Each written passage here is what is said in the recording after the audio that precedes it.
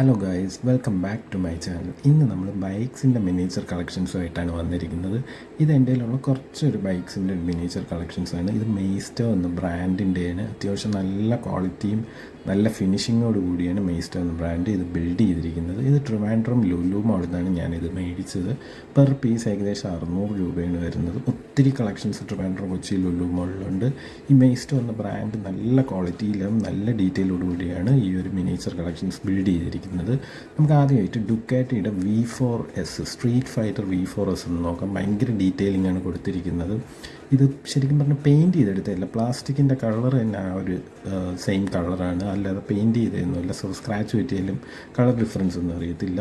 ഇത് ഡുക്കാറ്റിയുടെ super sport S ആണ്. ഇതും ഭയങ്കര ഡീറ്റെയിൽ ആയിട്ടാണ് അവർ ബിൽഡ് ചെയ്തിരിക്കുന്നത്. ഓരോ പാർട്സും നല്ല ടൈറ്റാണ്, ഒന്നും ലൂസ് പാർട്സ് ഒന്നുമില്ല.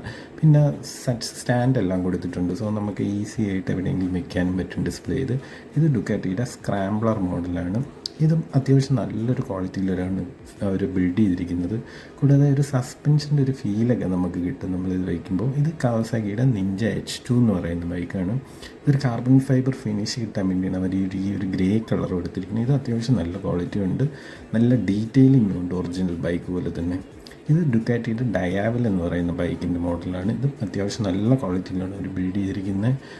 ഈച്ച് ആൻഡ് എവരി പാർട്ട് നല്ല ഡീറ്റെയിൽ അവർ കൊടുത്തിട്ടുണ്ട്. ഒരു കളറിൻ്റെ കേസാണെങ്കിൽ പോലും. പിന്നെ ഈ സസ്പെൻഷൻ നിങ്ങൾക്ക് കാണാൻ പറ്റും. ഇത് ആക്റ്റീവാണ് സസ്പെൻഷൻ, പെട്ടെന്നൊന്നും പൊട്ടിപ്പോകത്തൊന്നുമില്ല. ഇത് ഹോണ്ടയുടെ ആഫ്രിക്ക ട്വിൻ എന്ന് പറയുന്നതാണ്. ഇതൊരു റയർ കളക്ഷനാണെന്ന് പറയാം. ഇത് അങ്ങനെ പെട്ടെന്നൊന്നും മെയ്സ്റ്റയുടെ കളക്ഷനും നമുക്ക് കിട്ടത്തില്ല. ഇതിൻ്റെ തന്നെ ഒരു വൈറ്റ് മോഡലും ഇപ്പോൾ അവൈലബിൾ ആണ്.